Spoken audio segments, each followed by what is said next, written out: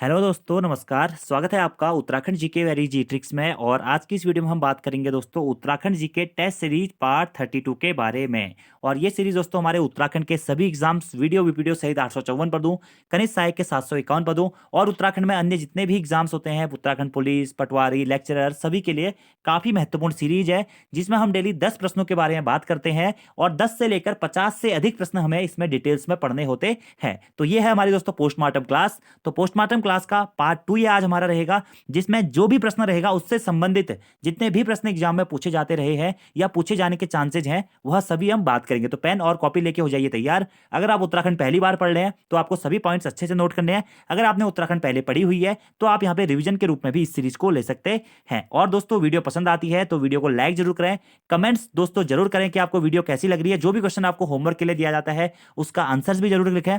और साथ ही साथ अगर वीडियो पसंद आती है तो दोस्तों के साथ में शेयर जरूर करें दोस्तों, क्योंकि आप लोग जितने ज्यादा लोग वीडियो देखेंगे उतना ही हमारा मोटिवेशन होगा और उतनी ही अच्छी हम आपको वीडियो बना के देंगे। तो चलिए शुरू करते हैं इस सीरीज को बिना किसी देरी के। पहला हमारा प्रश्न है, पौरव वंश के बारे में कौन सा कथन गलत है? प्रधानमंत्री को अमात्य कहा जाता है। प्रतिहार राज परिवार को सुरक्षा प्रदान करने वाला प्रतिहार कहलाता है। बलाध्यक्ष सेना का प्रमुख अधिकारी बलाध्यक्ष होता है। दंडपासिक पुलिस विभाग का अधिकारी दंडपासिक कहलाता है। या महासत्रपति भूमि संबंधी सूचनाओं का आंकड़ा रखने वाला महासत्रपति कहलाता है। तो प्रश्न पूछा गया है कौन सा कथन असत्य है। तो सबसे पहले दोस्तों बात करते हैं ऑप्शन ए की। तो प्रधानमंत्री को अमात्य कहा जाता है, बिल्कुल सही है दोस्तों। आपसे एग्जाम में भी पूछा जा सकता है कि पौरव राजवंश में प्रधानमंत्री को क्या कहा जाता था, तो अमात्य कहा जाता है। दूसरा है कि पौरव राजवंश में राज परिवार की सुरक्षा प्रदान करने वाला प्रतिहार कहलाता है, यह भी दोस्तों बिल्कुल सही है। एग्जाम में भी आपसे यह प्रश्न पूछा जा सकता है।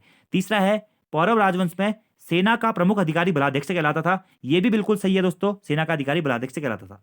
अगला है पौरव राजवंश में पुलिस विभाग का अधिकारी दंडपासिक कहलाता था, यह भी दोस्तों आपका बिल्कुल सही है। तो कौन सा कथन असत्य है पूछा गया है, तो ऑप्शन नंबर डी दोस्तों हमारा इसमें क्या है, ई क्या है, असत्य है। कि क्या महाछत्रपति भूमि संबंधी सूचनाओं का आंकड़ा रखने वाला नहीं कहलाता था, यानी कि ये दोस्तों क्या है, असत्य है। तो महाछत्रपति कौन होता था? महाछत्रपति दोस्तों देव पूजा या उत्सव की व्यवस्था करने वाला अधिकारी होता था। प्रश्न आपसे बन सकता है कि पौरव राजवंश में देव पूजा या उत्सव की व्यवस्था करने वाला अधिकारी कौन होता था? वो होता था क्या, महाछत्रपति। देव पूजा और उत्सव की व्यवस्था करने वाला। और भूमि संबंधी सूचनाओं का आंकड़ा रखने वाला क्या कहलाता था? तो ये कहलाता था हमारा कार्यस्थ। कार्यस्थ। तो इतने पॉइंट आप लोगों को यहां से डायरेक्टली नोट डाउन करने। देखिए दोस्तों 5 प्रश्न तो हमने अभी बात कर लिए, तो चलिए थोड़ा सा पौरव राजवंश का पोस्टमार्टम कर लेते हैं। सबसे पहले बात करते हैं दोस्तों, अगर आप लोगों ने उत्तराखंड का इतिहास काफी अच्छी तरीके से पढ़ा है तो आपने वहां पर पढ़ा होगा एक अराजकता का युग, जो कि उत्तराखंड के प्राचीन काल के इतिहास में हम पढ़ते हैं, जिसमें आता है दोस्तों कि श्री हर्ष के पश्चात मध्य हिमालय। तो श्री हर्ष के पश्चात मध्य हिमालय को 3 भागों में बांटा जाता है। कौन सा होता है? एक होता है शत्रुघ्न राज्य, दूसरा होता है ब्रह्मपुर राज्य और तीसरा होता है दोस्तों गोविषाण राज्य। शत्रुघ्न राज्य और ब्रह्मपुर राज्य के बारे में, गोविषाण राज्य के बारे में हम कभी बाद में बात करेंगे। अभी हम बात करते हैं ब्रह्मपुर राज्य के बारे में, क्योंकि यही ब्रह्मपुर राज्य दोस्तों पौरवों का ब्रह्मपुर राज्य के नाम से भी जाना जाता था। तो पौरव राजवंश को ही कहीं कहीं पर आप ब्रह्मपुर राजवंश के नाम से भी जानेंगे दोस्तों, ये भी आपको नोट करना है। यहाँ पे पौरव राजवंश की जगह पे अगर ब्रह्मपुर राजवंश के बारे में लिखा रहता तो वो भी हमारा कथन सही होता। अब बात आती है कि पौरव राजवंश की जानकारी हमें किन किन स्रोतों से मिलती है। तो पौरव राजवंश का सबसे बड़ा जो स्रोत माना जाता है दोस्तों, वो माना जाता है ह्वेनसांग का यात्रा वृत्तांत। ह्वेनसांग का यात्रा वृत्तांत क्या नाम क्या था? सी यू की ह्वेनसांग के यात्रा वृत्तांत का नाम था। और इसी ह्वेनसांग को युवान चौहान के नाम से भी जाना जाता था, जो कि ब्रह्मपुर राजवंश के एक प्रमुख स्रोत के रूप में जाना जाता है। इसी के साथ साथ दोस्तों अल्मोड़ा से प्राप्त तालेश्वर अभिलेख, या हम कह सकते हैं अल्मोड़ा से प्राप्त जो हमारा तालेश्वर ताम्रपत्र था, या अल्मोड़ा के तालेश्वर से जो ताम्रपत्र प्राप्त हुआ है, उससे भी हमें पौरवों के ब्रह्मपुर राज्य के बारे में जानकारी मिलती है। सबसे पहले ये पॉइंट आपको डायरेक्टली नोट करना है। अब जो ये तालेश्वर ताम्रपत्र है, ये अल्मोड़ा से प्राप्त हुआ है। किस भाषा में लिखा गया तालेश्वर ताम्रपत्र? तो संस्कृत भाषा में ये लिखा गया है। और इस तालेश्वर ताम्रपत्र में पौरव राजाओं के 5 राजाओं की जानकारी मिलती है, पौरव राजवंश के 5 राजाओं की। सबसे पहले राजा थे इसमें दोस्तों विष्णुवर्मन। पहले राजा थे विष्णुवर्मन, दूसरे राजा थे दोस्तों वृषवर्मन, तीसरे राजा थे अग्निवर्मन, चौथे राजा थे धूतिवर्मन और 5वें राजा थे दोस्तों कौन? दोबारा विष्णुवर्मन। तो प्रश्न दोस्तों आपसे एग्जाम में पूछा जा सकता है कि अल्मोड़ा के तालेश्वर ताम्रपत्र या अभिलेख के अनुसार पौरव राजवंश में सबसे पहले किस राजा का वर्णन हमें देखने को मिलता है? वो मिलता है दोस्तों विष्णुवर्मन प्रथम का। कौन? विष्णुवर्मन प्रथम का। और यहीं से आपसे दोस्तों एग्जाम में प्रश्न पूछा जा सकता है कि पौरव राजवंश का सर्वाधिक शक्तिशाली शासक कौन था, या पौरव राजवंश का सबसे प्रतापी शासक कौन था दोस्तों? वो था अग्निवर्मन। कौन?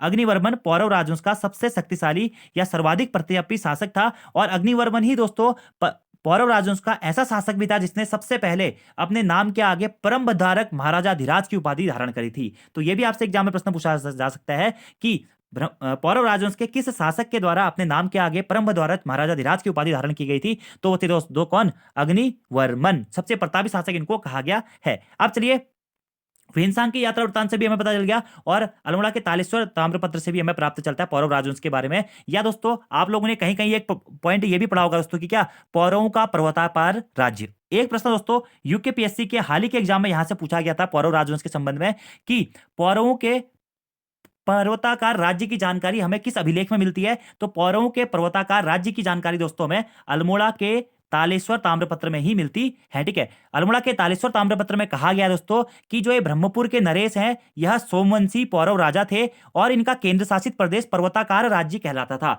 तो प्रश्न आपसे इस प्रकार से भी एग्जाम में पूछा जा सकता है कि किसका राज्य पर्वताकार राज्य नाम से जाना जाता था। तो पौरव राजवंश का जो राज्य था दोस्तों वह पर्वताकार राज्य के नाम से जाना जाता था। और पौरव राजवंश जो था दोस्तों जो हर्ष के बाद में मध्य हिमालय 3 भागों में बढ़ गया था, शत्रुघ्न राज्य, ब्रह्मपुर राज्य और गोविशाल राज्य। उसमें से सर्वाधिक शक्तिशाली जो राज्य था वह था ब्रह्मपुर राज्य और जिसे पौरवों का ब्रह्मपुर राज्य के नाम से भी जाना जाता था। तो ये काफी दोस्तों महत्वपूर्ण है और वेनसांग के यात्रा वृत्तांत CUQMB में इसका वर्णन देखने को मिलता है। वेनसांग ने दोस्तों उत्तराखंड का सबसे बड़ा राज्य किसको कहा है। तो वेनसांग ने उत्तराखंड का सबसे बड़ा राज्य दोस्तों ब्रह्मपुर को कहा है और ब्रह्मपुर को वेनसांग ने क्या कहा दोस्तों, पोलो की मो पुलो कहा इसने ब्रह्मपुर को। और इसने कहा कि उत्तराखंड का सबसे बड़ा राज्य या इस क्षेत्र का, जहां मैं अभी गया हूं, इस क्षेत्र का सबसे बड़ा राज्य कौन सा है, ब्रह्मपुर राज्य है। तो चलिए अब ब्रह्मपुर राज्य के बारे में कुछ अन्य फैक्ट्स के बारे में बात करते हैं। तो ब्रह्मपुर राज्य ही दोस्तों पौरवों का पर्वताकार राज्य था जिसकी जानकारी हमें अल्मोड़ा के तालेश्वर ताम्रपत्र से प्राप्त होती है। तो पर्वताकार राज्य पूछे, पौरव राजवंश पूछे या ब्रह्मपुर राजवंश पूछे तो आपको याद रखना है ये क्या है, पौरवों का ब्रह्मपुर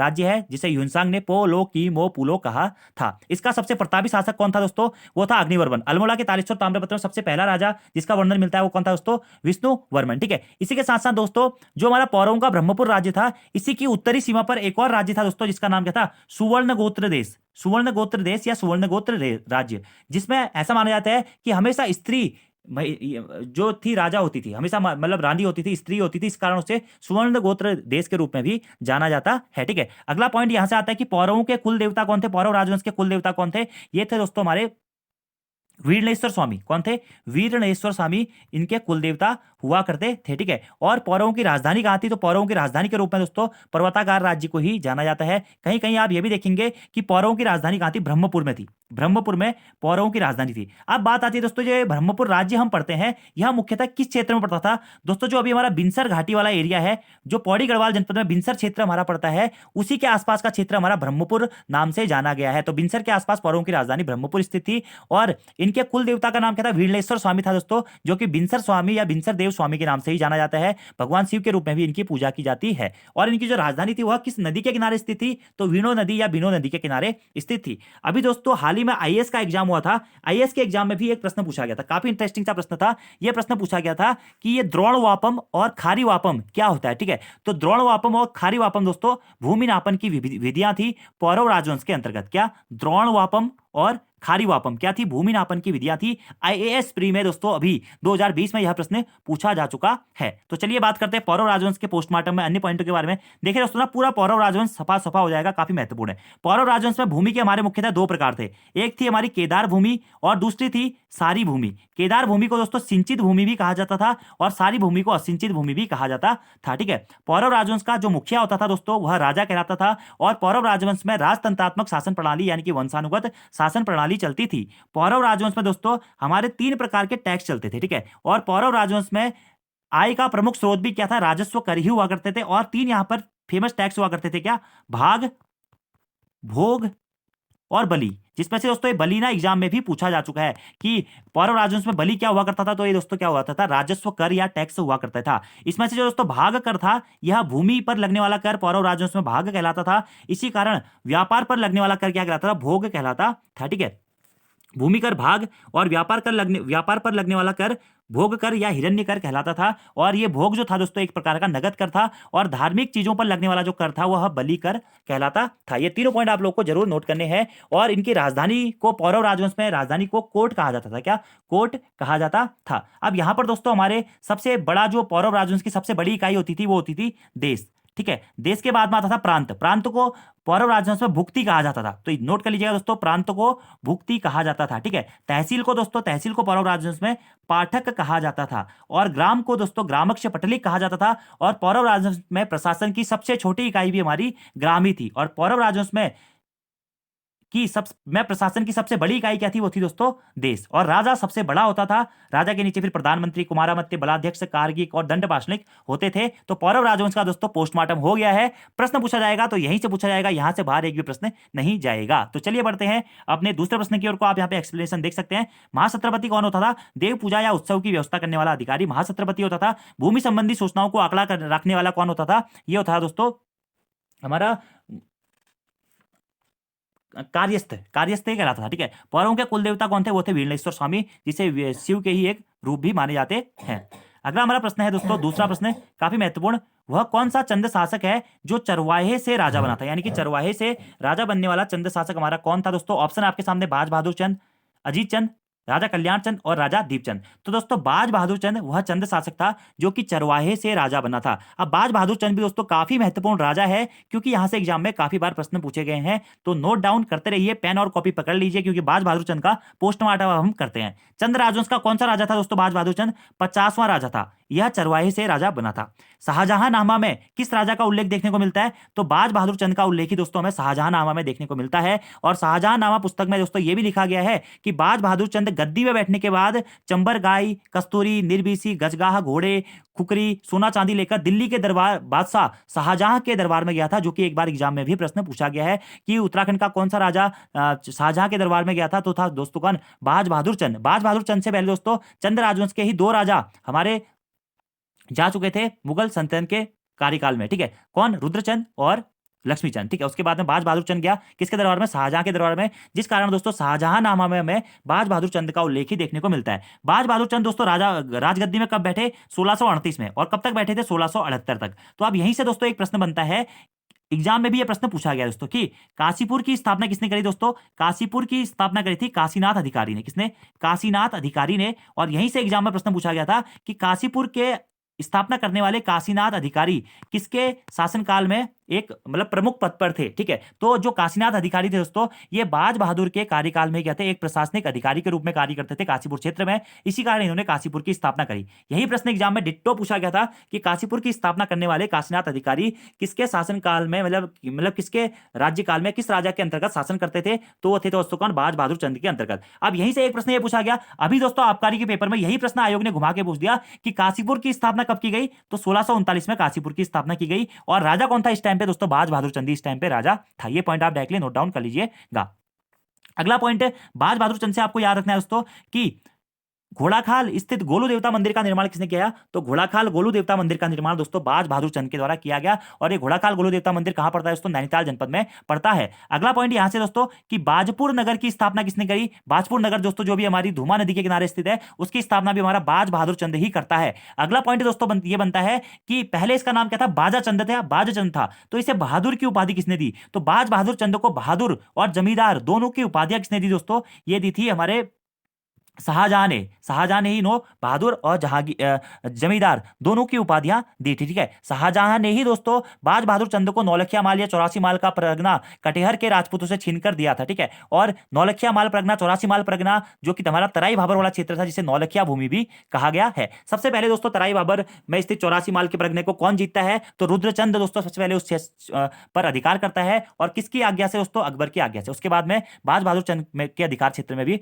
वह हमारा रहता है। अगला पॉइंट है दोस्तों कि एक हथिया देवाल जो कि कहां स्थित है? एक हथिया देवाल मंदिर थल में स्थित है दोस्तों, पिथौरागढ़ जनपद के थल में स्थित है एक हथिया देवाल। तो एक हथिया देवाल मंदिर का निर्माण या एक हथिया देवाल का निर्माण किसके द्वारा कराया गया था? तो बाज बहादुर चंद के द्वारा ही इसका निर्माण कराया गया था। दोस्तों एक हमारा मंदिर है पिननाथ देवालय। क्या? पिननाथ देवालय या पिंगनाथ देवालय कहां? बागेश्वर जनपद के कौसानी में स्थित है पिंगनाथ देवालय, पिन्नाथ देवालय या बूढ़ा पिन्नाथ देवालय। इसके संस्थापक के रूप में भी किसे जाना जाता है? बाज बहादुर चंद को ही जाना जाता है। ठीक है, बाज बहादुर चंद ही दोस्तों नंदा देवी की प्रतिमा को कुमाऊं लेकर आने वाला शासक है। ठीक है, बाज बहादुर चंद ही नंदा देवी की प्रतिमा को कुमाऊं से गढ़वाल, मतलब गढ़वाल से कुमाऊं लाने वाला शासक कौन था? वही दोस्तों हमारा कौन है? बाज बहादुर चंद ही है। ठीक है, बाज बहादुर चंद के कार्यकाल में ही दोस्तों चंद राजवंश की सीमाओं का सर्वाधिक विस्तार होता है, ऐसा कहा गया है। इसी कारण बाज बहादुर चंद से आपको एक पॉइंट जरूर नोट करना है कि संपूर्ण कुमाऊं का राजनीतिक एकीकरण किसके कार्यकाल में हुआ था? तो संपूर्ण कुमाऊं का राजनीतिक एकीकरण भी बाज बहादुर चंद के कार्यकाल में ही हुआ था। अगला और काफी महत्वपूर्ण प्रश्न दोस्तों,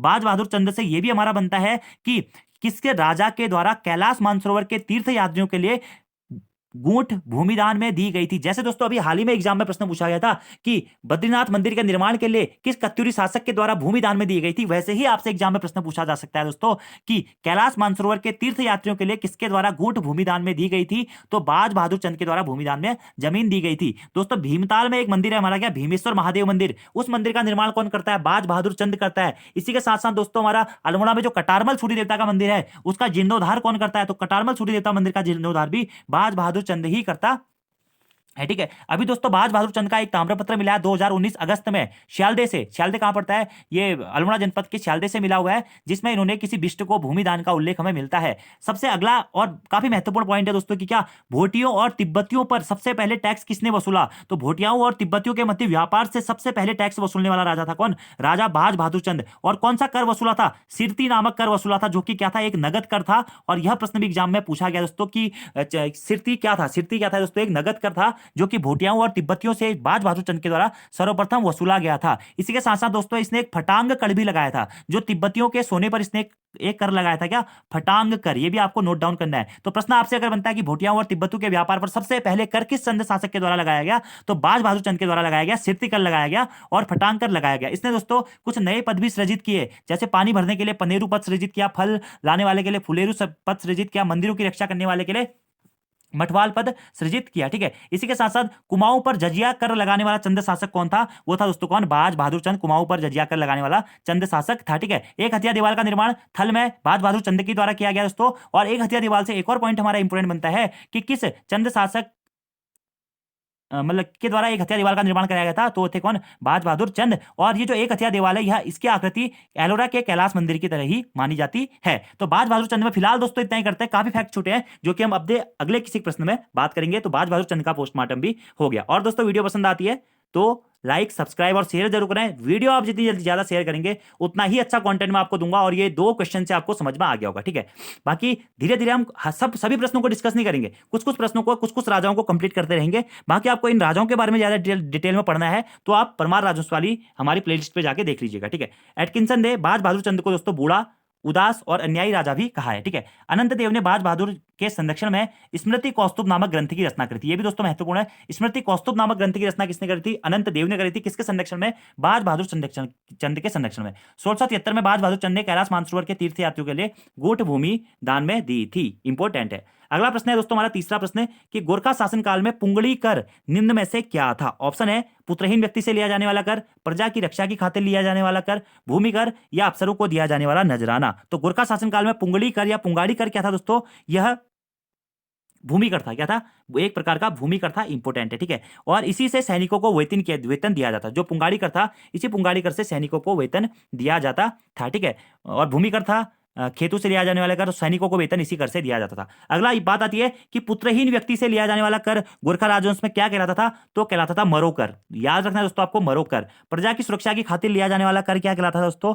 यह कहलाता था मेजबानी दस्तूर कर। मेजबानी दस्तूर कर। ठीक है, और अफसरों को दिया जाने वाला नजराना क्या कहलाता है गोरखा राजवंश में? तो यह कहलाता था सलामी कर। क्या? सलामी कर। ठीक है, इसी के साथ साथ कुछ हमारे अन्य कर भी थे, जैसे कि अधनी दफ्तनी कर, टाट कर या तान कर, मरो कर और बहता कर, सलामी कर, सोन्या फागुन कर और पगरी कर, जिनके बारे में दोस्तों अगर आपको जानना है तो आप चले जाइए हमारी प्लेलिस्ट पे गोरखा राजवंश वाली, वहां पर आपको ये चीजें मिल जाएंगी। ठीक है, फिलहाल हम इतना ही करते हैं गोरखा राजवंश से। देखिए यहाँ पे लिखा गया है कि जो हमारा भूमि कर था, इसी से सैनिकों को वेतन भी दिया जाता था। और पुंगाड़ी कर एक प्रकार का भूमि कर था। मरो कर पुत्रहीन व्यक्ति से लिया जाता था। मेजबानी दस्तूर प्रजा की सुरक्षा की खातिर लिया जाता था। और सलामी कर अफसरों को दिया जाने वाला नजराना था। ठीक है, अगला हम बात करते हैं दोस्तों चौथा प्रश्न हमारा कि तुजु के जहांगीरी जहांगीर की आत्मकथा में किस पवार शासक का उल्लेख मिलता है? काफी महत्वपूर्ण प्रश्न है दोस्तों ये भी, ठीक है। तो तुजुक ए जहांगीरी, जहांगीर की आत्मकथा में दोस्तों हमें वर्णन मिलता है किसका? श्याम शाह का। अभी हमने बात करी थी शाहजहां के, उसमें हमें किसका वर्णन मिलता है दोस्तों? तो शाहजहां में कुमाऊं में किसका वर्णन मिलता था? बाज बहादुर चंद का, ठीक है। और तुजुक ए जहांगीरी में किसका वर्णन मिलता है हमें? श्याम शाह का वर्णन मिलता है, जो कि परमार राजवंश के 45वें राजा थे। श्याम शाह को ही दोस्तों गढ़वाल का मोहम्मद बिन तुगलक भी कहा जाता है, और कुमाऊं का मोहम्मद बिन तुगलक किसे कहा जाता है? देवी चंद को कुमाऊं का मोहम्मद बिन तुगलक कहा जाता है। श्याम शाह दोस्तों 1611 में राजा बनता है और 1631 तक राजा बनता है। इसकी बारे में ऐसा कहा जाता है दोस्तों कि श्याम शाह की 60 रानियां थी, और 60 रानियां होने के बाद भी अभी इसकी कोई संतान नहीं थी, इसी कारण इसे संतान विहीन शासक के रूप में भी जाना जाता है। जैसुएट दल का पादरी, मतलब जैसुएट दल किसके कार्यकाल में गढ़वाल आता है? तो दोस्तों श्याम शाह के कार्यकाल में जैसुएट दल गढ़वाल आता है। सबसे पहले ये आता है 1624 में, फिर आता है 1625 में, और फिर आता है 1631 में। और जब ये तीसरी बार जैसुएट दल यहाँ पे आता है, तो ये जैसुएट दल का पादरी होते हैं एक आंत्रियो दी आंद्रदे, जो कि वर्णन करता है कि यहाँ पर श्याम शाह के साथ में उसकी 60 अन्य रानियां क्या हो रही है? सती हो रही हैं। ये वर्णन जैसुएट दल का पादरी यहाँ पे करता है। इसको दोस्तों स्वेच्छाचारी तथा घमंडी राजा बताया गया है, और इसने भोट देश पर आक्रमण किया था, और वहां से प्रतिवर्ष 1.25 शेर स्वर्ण, एक चौरी गाय और चौसुंगिया मेढ़ा एक कर के रूप में लेता था, ठीक है। श्याम शाह दोस्तों निसंतान थे, ठीक है। तुजुक के जहांगीरी में इनका उल्लेख मिलता है। और दोस्तों मुगल दरबार के राजा जहांगीर ने ऐसा माना जाता है कि श्याम शाह को एक घोड़ा और एक हाथी दान दिया था। यह प्रश्न यूके ट्रिपल एससी के द्वारा दोस्तों पूछा भी जा चुका है कि किस परमारवंशी शासक को मुगल दरबार के द्वारा एक हाथी और एक घोड़ा उपहार स्वरूप भेंट किया गया था? तो किसको किया गया था दोस्तों? श्याम शाह को। किसने किया था? जहांगीर ने किया था, ठीक है। और दोस्तों कुमाऊं का राजा जो त्रिमल चंद है, किसके दरबार में शरण लेता है? श्याम शाह के दरबार में ही शरण लेता है। यह प्रश्न भी काफी इंपॉर्टेंट है कि चंद राजवंश का प्रथम शासक जिसने गढ़वाल के राजा के दरबार में शरण ली, वो कौन था दोस्तों? हमारा त्रिमल चंद था, और श्याम शाह के दरबार में यह शरण लेता है, ठीक है। अगला प्रश्न है कि श्याम शाह ने दोस्तों श्रीनगर में सामा शाही बागान की स्थापना करी। श्रीनगर में सामशाही बागान किसने बनाया दोस्तों? श्याम शाह ने ही बनाया, ठीक है। श्याम शाह मैंने आपको बता दिया ये किसका पुत्र था? मान शाह का दोस्तों पुत्र था श्याम शाह, ठीक है। और श्याम शाह का वर्णन हमें सिलसारी दान पत्र या ताम्रपत्र में देखने को मिलता है। और श्याम शाह के ही जो राजगुरु थे वो कौन थे दोस्तों? शंकर गुरु। कौन थे? शंकर गुरु। शंकर गुरु दोस्तों काफी महत्वपूर्ण है, क्योंकि शंकर गुरु क्या करते हैं? एक ग्रंथ की रचना करते हैं। कौन सा दोस्तों? वास्तु शिरोमणि शास्त्र। वास्तु शिरोमणि शास्त्र ग्रंथ के रचनाकार कौन है? वह है दोस्तों शंकर गुरु। और वास्तु शास्त्र पर लिखी गई प्रथम पुस्तक कौन सी है दोस्तों? वह है वास्तु शिरोमणि ग्रंथ। वास्तु शिरोमणि आपके जो काम, ये जो भी आपके मतलब वो चीजें होती हैं आप समझ गए होंगे, वास्तु शिरोमणि ग्रंथ वो सब कुछ होता है, ठीक है। तो इतना है हमारा कौन? श्याम शाह। श्याम शाह का पोस्टमार्टम भी हो गया आज, ठीक है। तो चलिए देख लेते हैं, इसका आंसर हो जाएगा डी श्याम शाह। श्याम शाह और जहांगीर के बीच 15 मार्च 1621 को आगरा में भेंट हुई थी। कहां पर भेंट हुई थी? श्याम शाह और जहांगीर की आगरा में, ठीक है। श्याम शाह के राजगुरु का नाम था शंकर गुरु। इसने वास्तु शिरोमणि नामक ग्रंथ की रचना करी। श्याम शाह की मृत्यु ऐसा माना जाता है कि अलकनंदा नदी में डूबने के कारण हुई थी, ठीक। तो ये पॉइंट भी आप लोग डायरेक्टली नोट डाउन कर लीजिएगा। अगला प्रश्न है दोस्तों हमारा 5वां प्रश्न है कि किस वर्ष गैरसैंण का नाम वीर चंद्र सिंह गढ़वाली के नाम पर चंद्रनगर रखा गया था? ये भी दोस्तों काफी महत्वपूर्ण हमारा क्वेश्चन है कि किस वर्ष पूछा गया है। तो इसका जो राइट आंसर हो जाएगा दोस्तों हमारा, वो हो जाएगा ऑप्शन नंबर डी 1994। 24 से 25 मई 1994 को दोस्तों वीर चंद्र सिंह गढ़वाली के नाम पर गैरसैंण का नाम हमारा क्या रखा गया था? सॉरी, इसका आंसर होगा दोस्तों ऑप्शन नंबर बी, ठीक है। डी नहीं होगा, इसका आंसर होगा ऑप्शन नंबर बी। 24 से 25 मई 1992 को गैरसैंण का नाम वीर चंद्र सिंह गढ़वाली के नाम पर चंद्रनगर रखा गया था। कब? 24 से 25 मई 1992 को, ठीक है। और उत्तराखंड क्रांति दल के 14वें महाधिवेशन में 1992 में बडौनी जी व काशी सिंह ऐरी ने गैरसैंण चमोली का नाम चंद्र सिंह गढ़वाली जी के नाम पर रखने का निर्णय लिया, और इसी कारण दोस्तों गैरसैंण के प्राचीन नाम के रूप में हम चंद्रनगर को भी जानते हैं, ठीक है। और इसी के साथ साथ दोस्तों गैरसैंण को उत्तराखंड राज्य की स्थायी राजधानी बनाने का प्रस्ताव भी इसी दिन किया गया था। तो चलिए दोस्तों आप जान लेते हैं वीर चंद्र सिंह गढ़वाली जी के बारे में, जो कि काफी महत्वपूर्ण है एग्जाम्स के पॉइंट ऑफ व्यू से, ठीक है। वीर चंद्र सिंह गढ़वाली जिनका जन्म हुआ था दोस्तों 25 दिसंबर 1891 को वीर चंद्र सिंह गढ़वाली जी का जन्म हुआ था। इनका पूरा नाम था दोस्तों क्या? चंद्र सिंह भंडारी। इनका पूरा नाम क्या था? चंद्र सिंह भंडारी था, जो कि एक बार उत्तराखंड लोक सेवा आयोग के द्वारा भी पूछा जा चुका है। क्या था दोस्तों? भंडारी था, भंडारी। बहुत सारी किताबों में नेगी दिया गया, नेगी नहीं था, चंद्र सिंह भंडारी इनका पूरा नाम था। यह गढ़वाल राइफल्स के कौन सी टुकड़ी के सदस्य थे? एग्जाम में पूछा गया। गढ़वाल राइफल्स के दुबट्टा 18 टुकड़े के सदस्य थे। वीर चंद्र सिंह गढ़वाली जी को पेशावर कांड के नायक के रूप में भी जाना जाता है। पेशावर कांड की घटना कब हुई थी? 23 अप्रैल 1930 को पेशावर कांड की घटना हुई थी। पेशावर कांड की घटना से प्रेरित होकर किसने दोस्तों संपूर्ण देश में गढ़वाल दिवस मनाने की घोषणा करी थी? तो मोतीलाल नेहरू ने संपूर्ण देश में गढ़वाल दिवस मनाने की घोषणा करी थी, ठीक है। इसी के साथ साथ इनका पूरा नाम था चंद्र सिंह भंडारी। इनके पिताजी का नाम क्या था? जलौथ सिंह भंडारी इनके पिताजी का नाम था, ठीक है। और वीर चंद्र सिंह गढ़वाली जी के पूर्वज कौन से वंश के थे? तो इनके पूर्वज चौहान वंश के थे। किस वंश के? चौहान वंश के थे, ठीक है। इनकी मृत्यु कब हुई दोस्तों? इनकी मृत्यु हुई थी 1979 में, 1979 1979 में इनकी मृत्यु हो गई। और प्रश्न ये बनता है दोस्तों कि वीर चंद्र सिंह गढ़वाली को या वीर चंद्र सिंह भंडारी जी को गढ़वाली की उपाधि किसने दी थी? तो वीर चंद्र सिंह, इनका नाम था पूरा चंद्र सिंह भंडारी था, इनको गढ़वाली की उपाधि किसने दी थी? ये दी थी दोस्तों महात्मा गांधी जी ने। कब दी थी? 1942 में गढ़वाली की उपाधि इन्होंने दी। पवनार आश्रम में बुलाया इनको जब इन्होंने, और गांधी जी ने इनके बारे में कहा था कि अगर मुझे 10 वीर चंद्र सिंह गढ़वाली और मिल जाते ना तो मैं इस भारत देश को कब का आजाद करा चुका होता। इनसे इतने प्रेरित थे वो, ठीक है। इसी के साथ साथ दोस्तों पेशावर कांड के नायक जो थे हमारे ये वीर चंद्र सिंह गढ़वाली, इनके पैरवी किसने करी थी? बैरिस्टर मुकुंदी लाल जी के द्वारा की गई थी, कोर्ट में इनका केस लड़ा गया था, ठीक है। और अगला प्रश्न ये बनता है कि वीर चंद्र सिंह गढ़वाली स्वरोजगार योजना कब शुरू हुई? तो 1 जून 2002, 1 जून 2002 काफी महत्वपूर्ण है। वीर चंद्र सिंह गढ़वाली स्वरोजगार योजना शुरू हुई। और वीर चंद्र सिंह गढ़वाली जी की स्मृति पर भारत सरकार द्वारा डाक टिकट कब जारी किया गया? 1994 में भारत सरकार द्वारा डाक टिकट जारी किया गया। तो देखिए पोस्टमार्टम हो गया ना वीर चंद्र सिंह गढ़वाली जी का, कोई फैक्ट नहीं बचा जो कि आपका एग्जाम में ना पूछा जाता हो यहाँ से, या फिर पूछे जाने के चांसेस हो और मैंने आपको ना बताया हो। तो सभी पॉइंट काफी महत्वपूर्ण हैं। यहाँ पे देख लीजिए आप कि वीर चंद्र सिंह गढ़वाली जी के नाम पर चंद्रनगर नाम के रखने की घोषणा करी गई। और उत्तराखंड क्रांति दल के 14वें महाधिवेशन 1992 में इंद्रमणि बड़ौनी और काशी सिंह हरी ने गैरचरण चमोली का नाम चंद्र सिंह गढ़वाली के नाम पर रखे जाने की घोषणा की। गैरचरण दोस्तों हमारा क्या है? वर्तमान में उत्तराखंड राज्य की ग्रीष्मकालीन राजधानी भी है, ठीक है, इंपोर्टेंट है। आगे बात करते हैं। अगला प्रश्न दोस्तों कि the Himalayan districts of north western provinces of India पुस्तक के लेखक कौन है? काफी महत्वपूर्ण पुस्तक है दोस्तों, एग्जाम में भी पूछी जा चुकी है। The Himalayan districts of north western provinces नामक ऑफ इंडिया पुस्तक के लेखक कौन है? यह है दोस्तों एटकिंसन साहब, ठीक है। ऑप्शन नंबर सी इसका राइट आंसर हो जाएगा। तो the Himalayan districts of north western province of India पुस्तक के लेखक है E.T. एटकिंसन साहब जी, ठीक है। मूल रूप से क्या थे? मूल रूप से ये क्या थे दोस्तों? कीट वैज्ञानिक थे। एग्जाम में प्रश्न पूछा गया है E.T. एटकिंसन मूल रूप से क्या थे? कीट वैज्ञानिक थे, इंपोर्टेंट है, ठीक है। इसके साथ साथ दोस्तों H.G. वाल्टन जी की भी हमारी एक काफी फेमस पुस्तक है, क्या? अल्मोड़ा गजेटियर। अल्मोड़ा गजेटियर पुस्तक के लेखक कौन है? H.G. वाल्टन जी है। और ब्रिटिश गजेटियर, क्या ब्रिटिश गजेटियर पुस्तक के लेखक भी H.G. वाल्टन जी है, ठीक है। विलियम्स जी की या GRP विलियम्स इनका पूरा नाम है, इनकी काफी फेमस पुस्तक है क्या? Memoirs of Dehradun. Memoirs of Dehradun पुस्तक के लेखक कौन है? यह है GRP विलियम्स जी। और E. एटकिंसन साहब का एक और ग्रंथ है दोस्तों, क्या?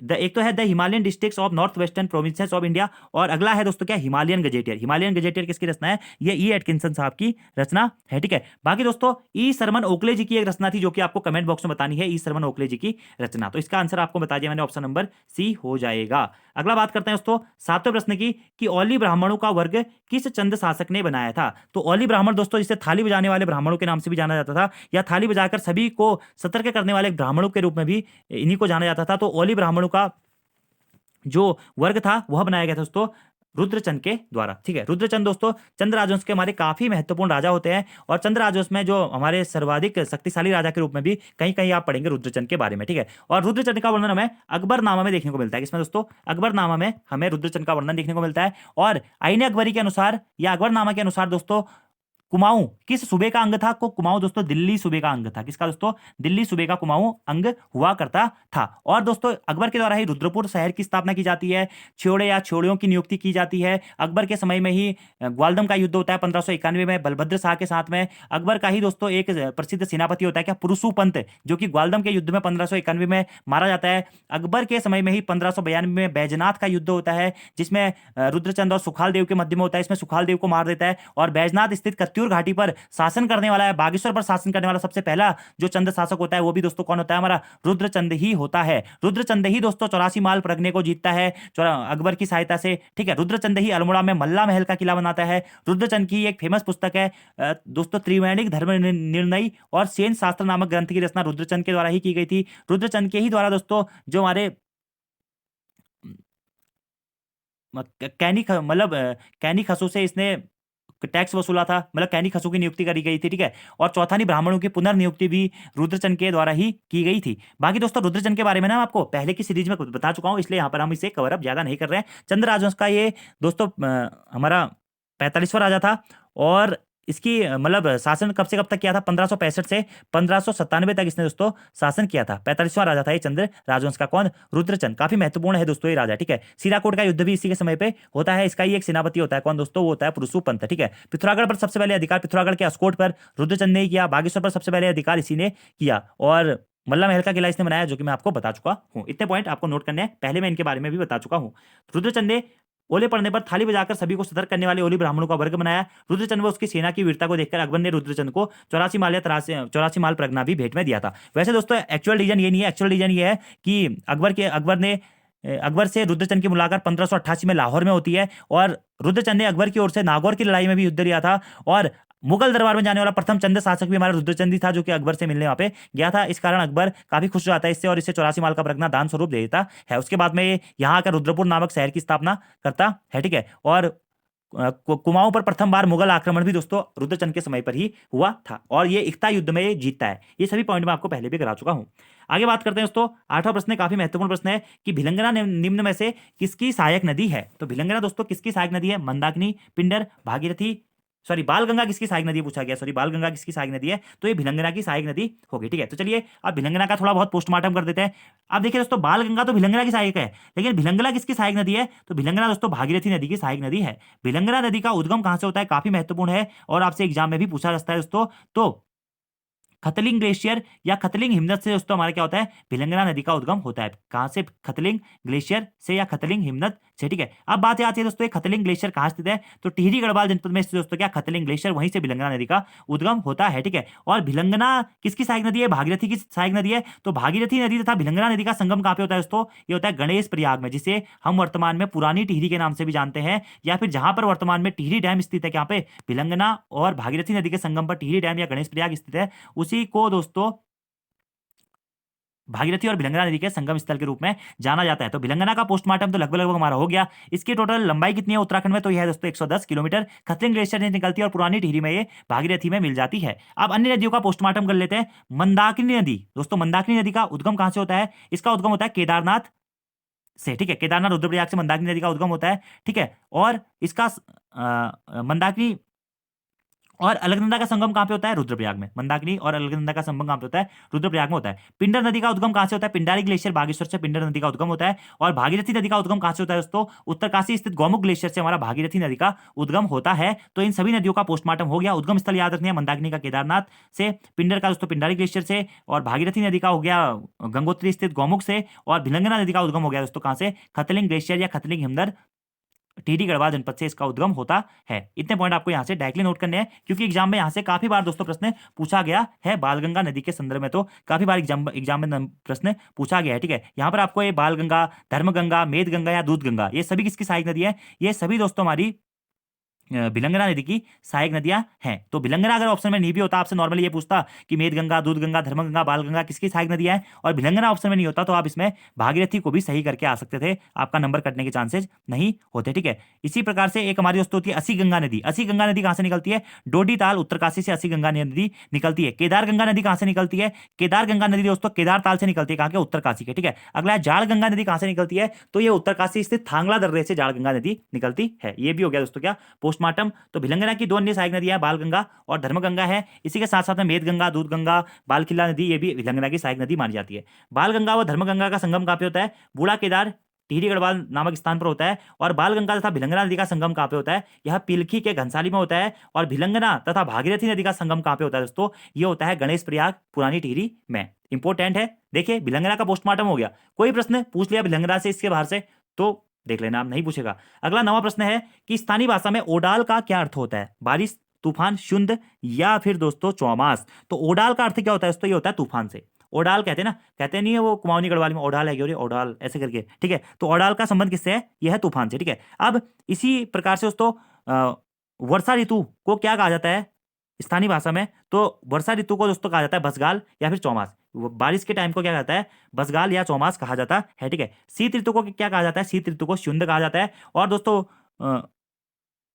जो हमारा ग्रीष्म ऋतु होता है, ग्रीष्म ऋतु को क्या कहता है? रूढ़ी या खरसाव कहा जाता है, ठीक है। तो याद रखना आपसे कि स्थानीय भाषा में ओडाल का अर्थ क्या होता है? ओडाल का अर्थ होता है तो क्या? तूफान, ठीक है। और स्थानीय भाषा में शीत ऋतु को किस नाम से जाना जाता है? तो शीत ऋतु को कहा जाता है शुंड, ठीक है। वर्षा ऋतु को क्या कहा जाता है? वर्षा ऋतु को बसगाल या चौमास कहा जाता है। चौमास या बसगाल कहा जाता है वर्षा ऋतु को, ठीक है। और अगर पूछा है कि ग्रीष्म ऋतु को क्या जाता है, क्या कहा जाता है? तो ग्रीष्म ऋतु को रूढ़ी या खरसाव कहा जाता है। रूढ़ी प्रज्ञान, खरसाव प्रज्ञान, इस टाइप से कहते हैं ना, वही सब चीजें, ठीक है। अगला दोस्तों 10वां प्रश्न है देखिए, वर्षा ऋतु को स्थानीय भाषा में बसगाल कहा जाता है, शीत ऋतु को शुंड कहा जाता है, ग्रीष्म ऋतु को रुड़िया खरसाऊ कहा जाता है।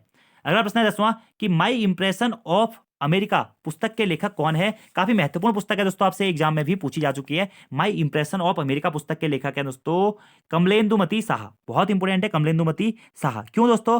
क्योंकि ये परमार राजवंश के 59वें शासक नरेंद्र शाह की पत्नी, ठीक है, नरेंद्र शाह की महारानी थी कौन दोस्तों? ये कमलेंदुमती शाह, जो कि 1952 में टिहरी से प्रथम लोकसभा सीट पर विजयी भी हुई थी। इनकी एक पुस्तक है दोस्तों काफी प्रसिद्ध, क्या? माई इंप्रेशन ऑफ अमेरिका। तो इसके लेखक कौन है या इसकी लेखिका कौन है? यो है कमलेंदुमती शाह, ठीक है। इसी के साथ साथ दोस्तों इनका एक कविता संग्रह भी है जीवन ज्योति नाम से। तो जीवन ज्योति कविता संग्रह किसका है? ये भी याद रखना आपको, कमलेंदुमती शाह का है। कमलेंदुमती शाह कौन है दोस्तों? टिहरी से प्रथम बार लोकसभा सीट जीतने वाली महिला है हमारी, या टिहरी से प्रथम लोकसभा सीट में चुने गए सदस्य के रूप में भी कमलेंदुमती शाह को जाना जाता है। 1952 में ये टिहरी से प्रथम लोकसभा सदस्य चुनी गई थी, ठीक है। ये दोस्तों अंग्रेजी, फ्रेंच, हिंदी के अलावा संगीत में भी काफी निपुण मानी जाती थी। ये ऑल इंडिया वुमेन एसोसिएशन की भी सदस्य रही थी। इनकी काफी प्रसिद्ध पुस्तक है माई इंप्रेशन ऑफ अमेरिका, और जीवन ज्योति नामक इनका एक प्रसिद्ध काव्य संग्रह भी है, ठीक है। और 1958 में दोस्तों इन्हें पद्म भूषण से भी सम्मानित किया गया था। तो कमलेंदुमती साहब को पद्म भूषण से कब सम्मानित किया गया था दोस्तों? 1958 में सम्मानित किया गया था, ठीक है। तो ये पॉइंट आपको याद रखना है। माई इंप्रेशन ऑफ अमेरिका पुस्तक के लेखक कौन है? कमलेंदुमती शाह है। इनका एक कविता संग्रह है जीवन ज्योति नाम से। ऑल इंडिया वुमेन की एसोसिएशन की सदस्य भी रही है। नरेंद्र शाह की पत्नी थी दोस्तों, ठीक है। और मानवेंद्र शाह की माता जी थी कमलेंदुमती शाह जी, ठीक है। और 1952 में टिहरी से प्रथम लोकसभा सीट जीती थी। 1958 में इन्हें पद्म भूषण पुरस्कार से भी सम्मानित किया जा चुका था। तो दोस्तों आज के 10 प्रश्न हमारे कंप्लीट हो गए हैं। कैसे लगे आप सभी लोगों को ये प्रश्न, ये जरूर आपको बताना है। वीडियो दोस्तों पसंद आती है तो लाइक जरूर करिएगा, कमेंट जरूर करिएगा, क्योंकि काफी डिटेल्स में मैं आप लोगों को पढ़ाने की कोशिश कर रहा हूं। और वीडियो में दोस्तों थोड़ा बहुत गलती हो जाती है तो आप कमेंट बॉक्स में देख लीजिएगा, मैं वहां पर उस चीज को सही करा देता हूं। कभी कभी बताते बताते चीजें लिंक करते करते कुछ चीजें दोस्तों गलत हो जाती हैं, बोलना कुछ और चाहो लेकिन निकल कुछ और जाता है। तो ये चीज आपको थोड़ा सा ध्यान रखना है। आप कमेंट बॉक्स को भी पढ़ लीजिएगा और वीडियो को लाइक जरूर करें दोस्तों, कमेंट जरूर करें। अगर आप लोगों का सपोर्ट मिलेगा तभी ये सीरीज आगे चल पाएगी। और आपको ऐसे ही दोस्तों इतने ही प्रश्न में, एक ही प्रश्न से 10 प्रश्न बता के ना पूरी उत्तराखंड खत्म करवा दूंगा। जब आप पेपर देने जाओगे ना धुआं धुआं करके आ जाओगे पेपर का, क्योंकि ये पोस्टमार्टम क्लास दोस्तों इसीलिए चलाई गई है ताकि पोस्टमार्टम हो, अच्छी तरीके से हो, रिवीजन करने वालों का रिवीजन हो, पहली बार पढ़ने वालों का पहली बार पढ़े। जिसको डिटेल में पढ़ना है तो चले जाओ भाई प्लेलिस्ट में। अगर उससे भी ज्यादा डिटेल्स में पढ़ना है तो हमारे ऑनलाइन कोर्स से जुड़ जाओ। ऑनलाइन कोर्स भी चलता है हमारा, नीचे डिस्क्रिप्शन में उसकी डिटेल भी आपको मिल जाएगी। और वीडियो पसंद आती है तो शेयर लाइक जरूर करें, कमेंट जरूर करें और शेयर जरूर करें। और आज का आपका होमवर्क का क्वेश्चन है, निम्न में से प्राचीन नामों के संबंध में कौन सा सही नहीं है? उत्तरकाशी का बड़ाहाट, ऋषिकेश का कुब्जा बनवक, धनुष तीर्थ गणेश प्रयाग का, सुदर्शन क्षेत्र श्रीनगर का, या फिर सभी सुमेलित हैं। प्रश्न पूछा गया प्राचीन नामों के संबंध में कौन सा सही नहीं है? इसका आंसर कमेंट बॉक्स में दोस्तों जरूर दें। और आज की इस वीडियो में इतना ही। Thank you, thanks for watching video. See you next time. मिलते हैं अपनी नेक्स्ट वीडियो में एक नेक्स्ट पार्ट के साथ में। और तब तक के लिए ऑल द बेस्ट दोस्तों। पढ़ते रहिए, मेहनत करते रहिए। सिलेक्शन इस बार आप सभी लोगों का पक्का है। धन्यवाद।